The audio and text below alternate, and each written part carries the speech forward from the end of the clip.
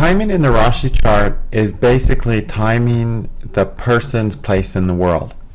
Where are they going to go in the world? What are they going to do? What circumstances they're going to find themselves in? All these things that are the foundation of where they're going to be and what they're going to have that allows for everything else to come into their lives. So you're basically looking for the person to find their place in the world when you're studying the Rasi chart. And an afflicted Rasi chart is basically a chart of a person who can't find their place in the world. A strong Rasi chart is a chart of a person who finds their place in the world early on and in a very steady, consistent way throughout the remainder of their lives. Okay, so how do we do that? Well, simply with Vimshatri Dasha, the dashas or antardashas of the Sun, the Atmakaraka, or the Lagna Lord can help you find your place in the world. Now, those are the self factors, okay, that represent you and your place in the world. Sometimes those can be really tough dashas. If the Sun, the Atmakaraka, or Lagna Lord is beat up, that's going to be a ruthless dasha during which your place in the world is not going to be a place you want to be. But still, that's the place that you're going to find everything that you're meant to have in your life. Okay? So you may be in a really difficult place, and in accordance with the other Vargas, you might meet some good things along the way. Or if they're afflicted there as well, you'll suffer along there as well. But it's basically, during the dashas of the Sun, Atmakaraka, and Lagna Lord, is when you're going to find your place in the world. And of course, that's a changeable place. At different times, we are in different places. Okay? The dasha antardashas of the lords of number 1 above can also help you find your place in the world. So if the Sun's in Aries, Mars rules Aries, Mars can help you find your place in the world. And basically, Mars will put your place in the world. And even sometimes if you find yourself in a difficult place, being in that place oftentimes is what lets you become the great person when you get into a better place in your life. Okay, again, it's just another place along the chain of places that we may find ourselves in. Then the dasha antardasha of the Navamsha Lord, of the Sun or the Atmakaraka, can also be indicative, or also times of being placed in the world where you're meant to be. Okay, for good or ill, depending on the conditions of those lords, basically the condition of that dasha. Now this is especially true during the dasha antardasha of the Sun or Atmakaraka. So if you're running the dasha of the Sun and it's in Gemini Navamsha, in Sun Mercury, you'll particularly find your place. Okay? If you're running the dasha of the Atmakaraka, say it's Mars, and say Mars is in Pisces, then in Mars Jupiter, or in Jupiter Mars. So when you get that Atmakaraka dasha and its Navamsha Lord together in the dasha antardasha, or the Sun and its Navamsha Lord together in the dasha antardasha, that's usually a really big time of finding oneself. Okay? And then number 4 is during the dasha antardasha of Rahu or Ketu joined with any of the above, because Rahu and Ketu are going to give the results of the planets they join, and so they're joined with any of the above. Those will be times where you get put into your place in the world. And again, if these planets are solid, you get put in nice places. If these planets are stressed, you get put in places that are extremely stressful things to have. Okay? So for example, we're going to look at Angelina Jolie's chart again. So Angelina Jolie was born in Mercury Dasha, then she went to Ketu Dasha, then Venus Dasha, and the Sun, then Moon, then Mars. So this is always going to put her in a place in the world in a strong way, because every dasha is about that. Mercury rules the Sun, one of the self factors. So this is a strong self time in her life. Ketu is conjunct the Sun. Venus is the Atmakaraka. The Sun is the Sun. The Moon is the Lagna Lord. Mars rules the Moon. So literally every dasha revolves around herself and where she's going.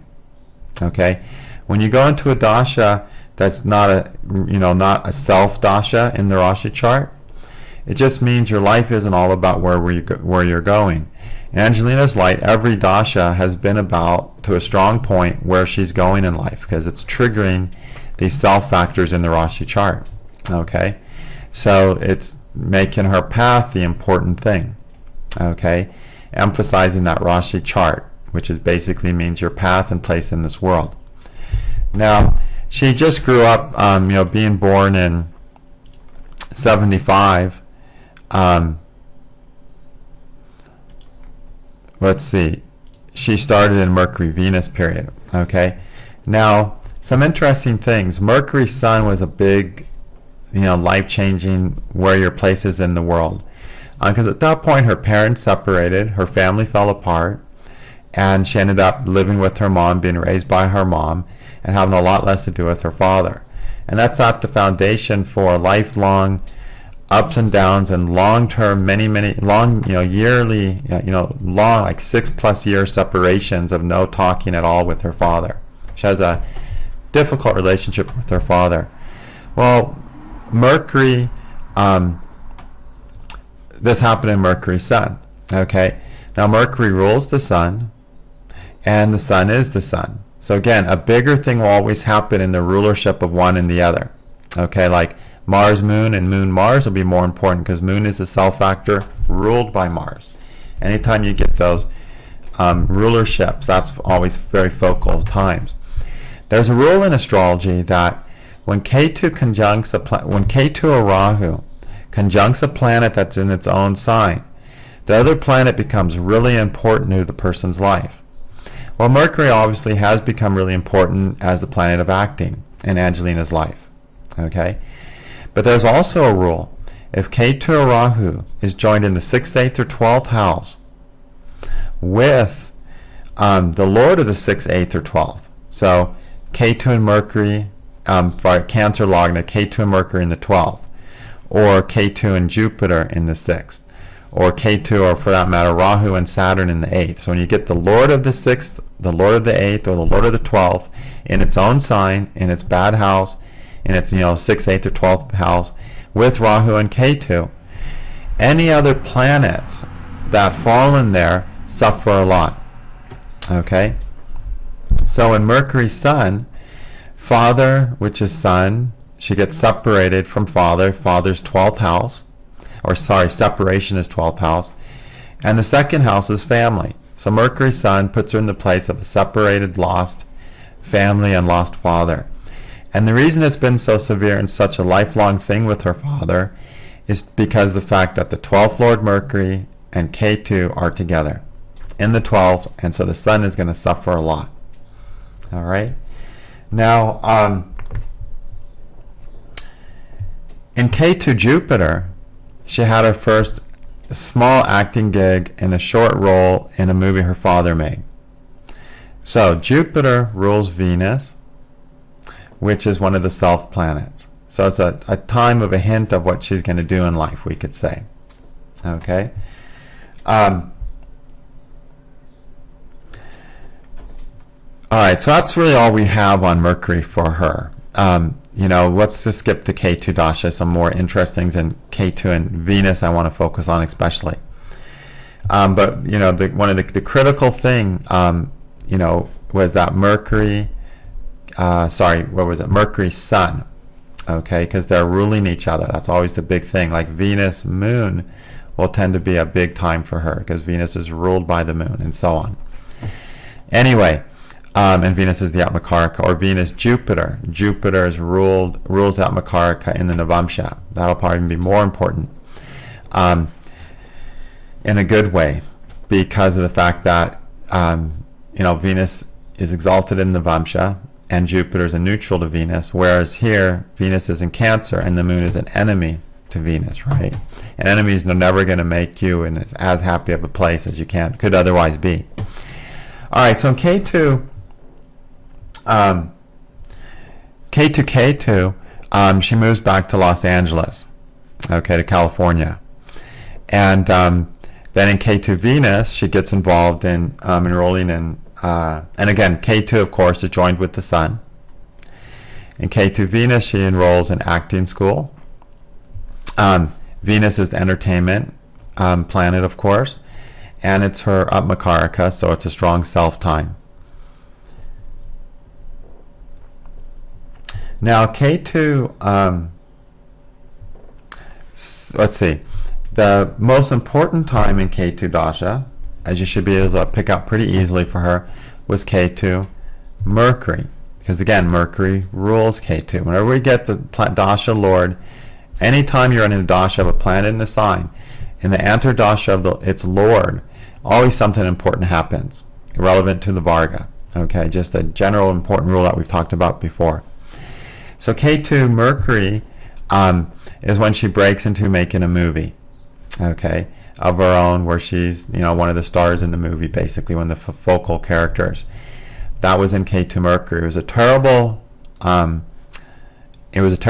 called Cyborg 2. The original Cyborg was sort of cool, but Cyborg 2 really sucked. In fact, it sucked so hard that Angelina didn't even go to an audition for a year after that, because it was just so disappointing.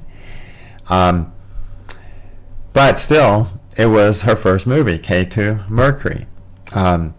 Again, we see Mercury coming into play as ruling the self-sun and these strong Mercury events, part of her life. So it still puts her on her path. But it's all 12th house. It's disappointing. We've also seen before, yesterday, that Mercury's not that great in the Rasi charts, getting starred by this, or agitated by the sun. And of course, so she was extremely agitated by that movie. But it still helped her find her place in the world. Once Venus dasha come along, thanks to all the great yogas Venus is causing that I talked about in the yogas course, she started having a lot of success. But the important thing is Venus helped her find her is going to help her find her place in the world. Now it's really interesting. In Venus dasha, Venus is in Cancer, which represent foreign places, and it's joined Saturn, which rules the 7th house. As a result, she's been heavily invested in foreign places. She got heavily invested in foreign places in Venus dasha. Okay, so a big part of her path is her work in foreign places. Okay, her acting path was more created in K2 and Mercury.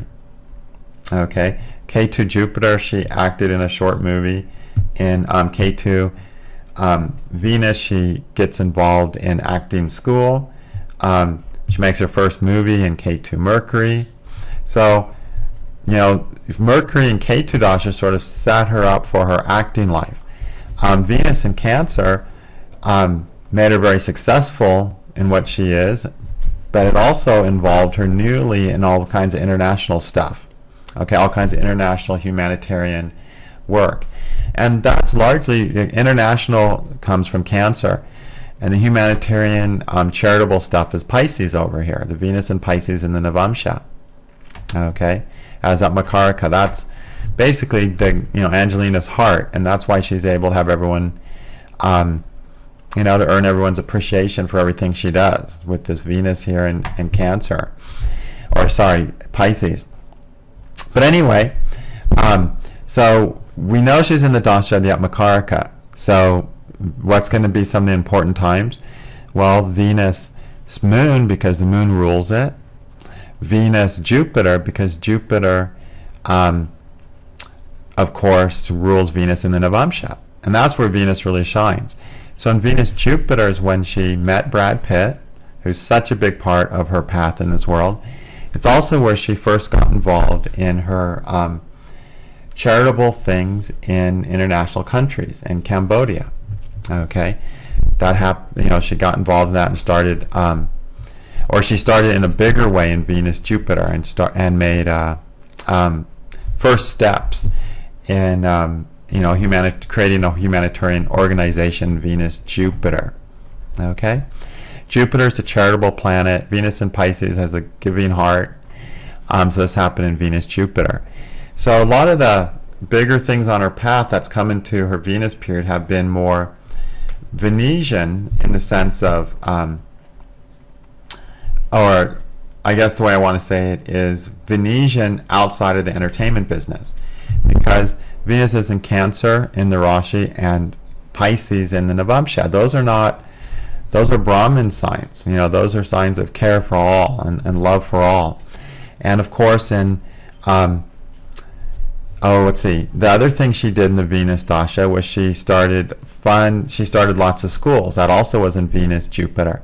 Now Venus is the teacher, the educator. So she's done a huge amount of contributions, created schools,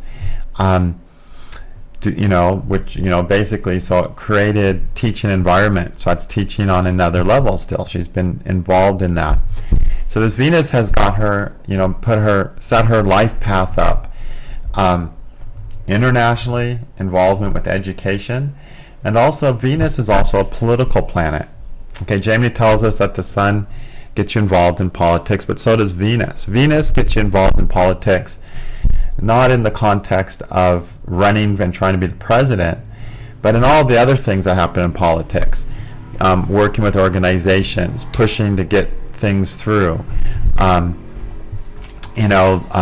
working to make everything happen and go smoothly. That's Venus. And of course, in her Venus Dasha, she's been involved with that. So a lot of the higher aspects of Venus beyond just the entertainment industry have been a focal point for her. And the reason we get those aspects is due to Venus's exaltation in the Navamsha in Pisces here. Okay? All right. And the Atmakaraka in Pisces Navamsha always gets a person involved in righteous good acts and deeds. Those people always have a desire to do something that's really going to benefit humanity and be a really good deed. And that's happened for her in her Venus Dasha. And so a lot of what she is all that other part that we don't see when we watch a movie of her. But she's heavily involved in all those other Venusian activities. Now, as Venus Dasha got going for her, Venus, she did some decent movies. She got some good reviews for Hackers. But she first got really respect, we could say, where people said, oh, this girl actually has some serious talent, was in Venus Mars. Mars, of course, rules the moon, the Lagna Lord, and so it's going to help set her on her path. So this is the first time she got some real appreciation for having some, perhaps better than average talent. And of course, you can imagine how that was going to put her on her path more firmly in the entertainment business, and also just having more power. Now, the important thing about that movie she got that appreciation for, that was a movie called Girl Interrupted. And this movie was about a girl who was a psycho, basically, she co-starred in the movie. And the main star was Winona Ryder, who was in treatment. And so they were both in a psychological ward.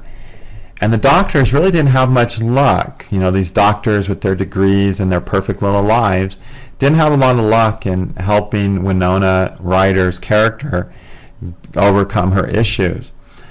And then this real crazy chick shows up, played by Angelina Jolie, who, as wacko as she is able to really, really help this other girl.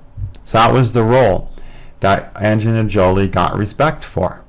Her first role that she got respect for. And that is extremely important when you look at Angelina's life. Angelina was a messed up chick. She took drugs, she cut herself with knives. She was just a total whack job.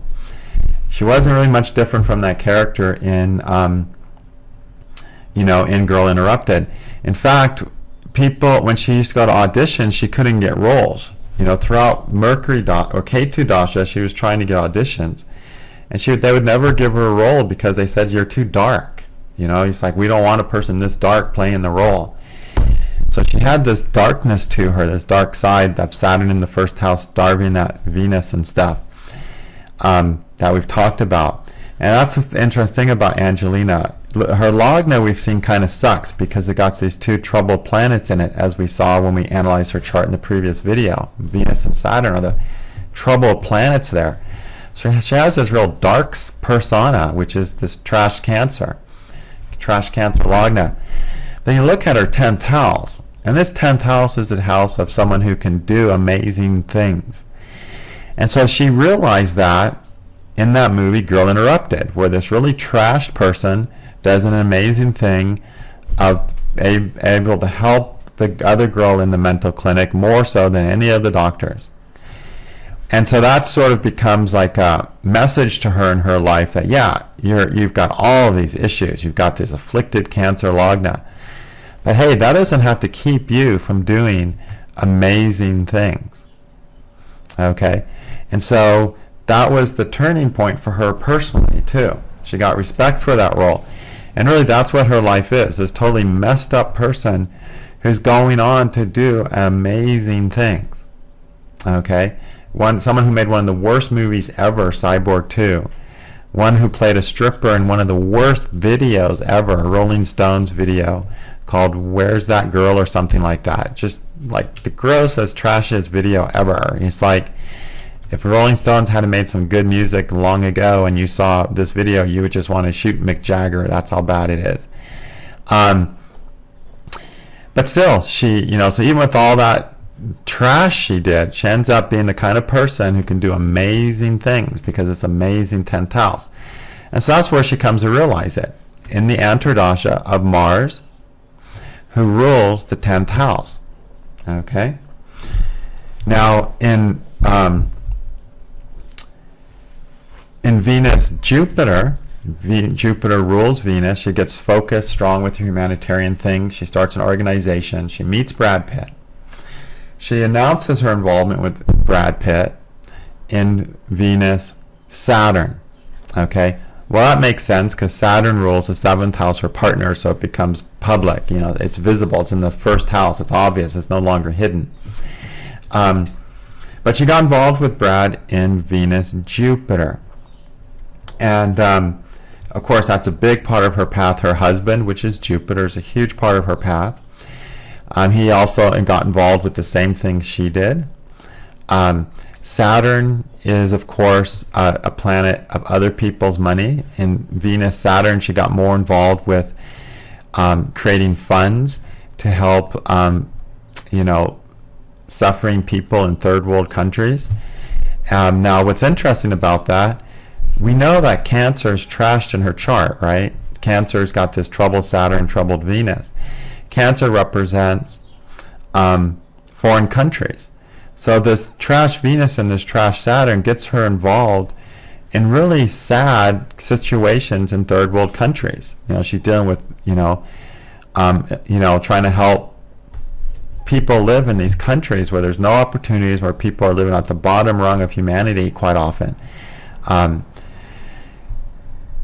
And that got much more involved in Venus Saturn.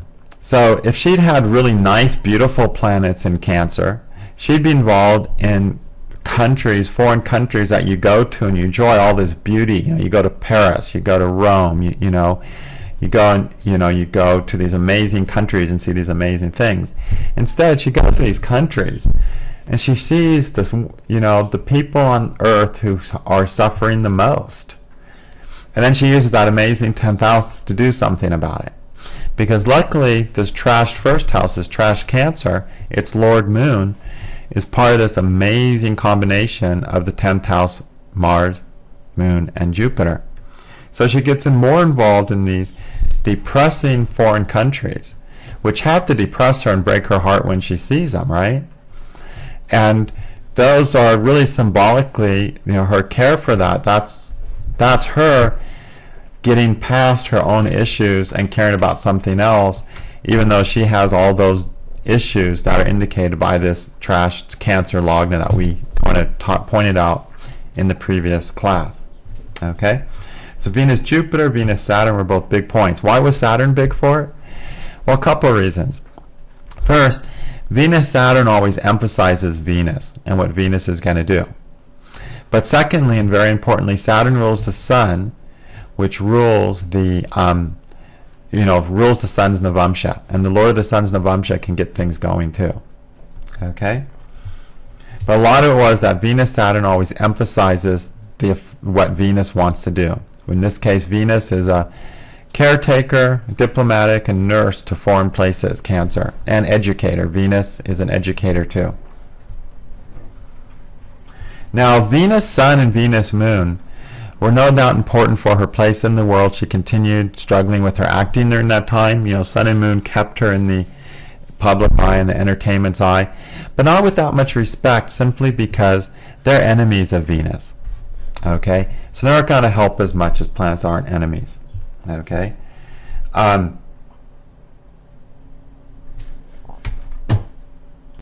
Now, the most important time in so many respects, I'd say, was Venus Jupiter, though, because Jupiter rules Venus and Navamsha. It's really important. That Makaraka running the dasha of Yatmakaraka, and then going into the ruler of its Navamsha Lord is always tending to be really important. And one of the interesting things that happened to her in that Venus-Jupiter period, she actually got citizenship in Cambodia. The king of Cambodia awarded her citizenship for all the things she did during that, all those helpful educational centered things she did in 2005. Where she started all these schools to help, in Cambodia. So again, that's Venus-Jupiter. So that's a big turn in direction, becoming a citizen of another country. Talk about your place in the world. So she becomes a world citizen officially in Venus-Jupiter. Now here's an interesting thing too that talks about her place in the world. So in Venus-Mercury period, Mercury again rules the sun.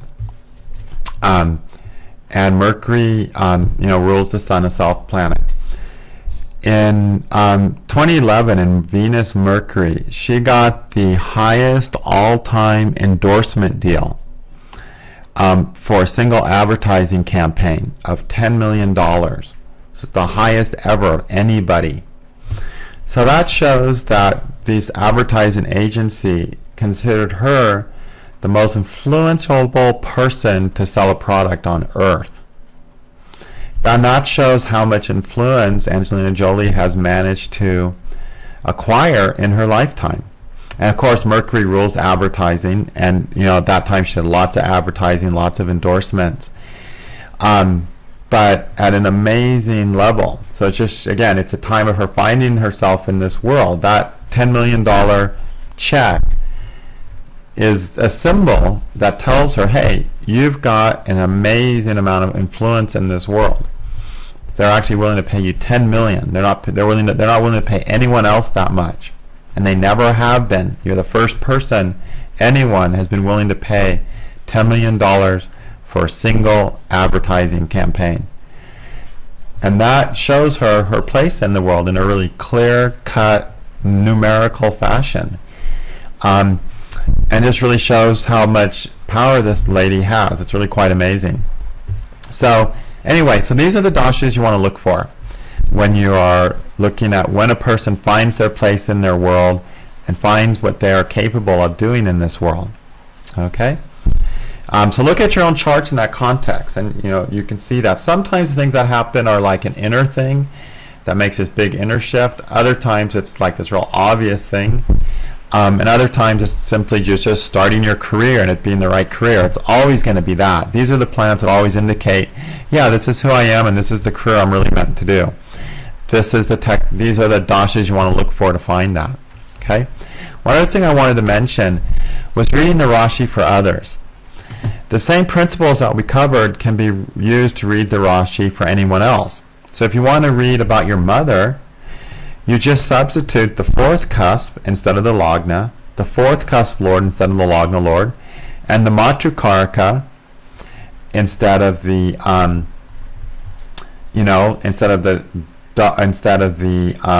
Atmakaraka, because the Matrukaraka is the mother Jaimini Karaka, or the mother Charakaraka as we call it. And then look at Mars, which is the mother as a person in the world, instead of looking at the sun, which is you as a person in this world. And through that, you can just do the very same thing. You can look at the dasha of those planets, the Navamsha Lord of Mars, and the Navamsha Lord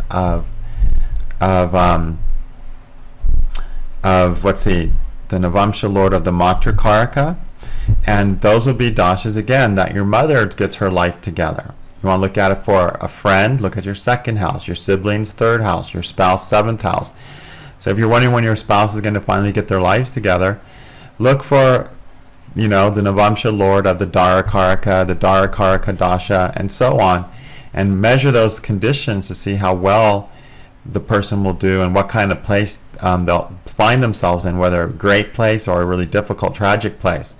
So you can read anyone's chart that you know about from your own chart.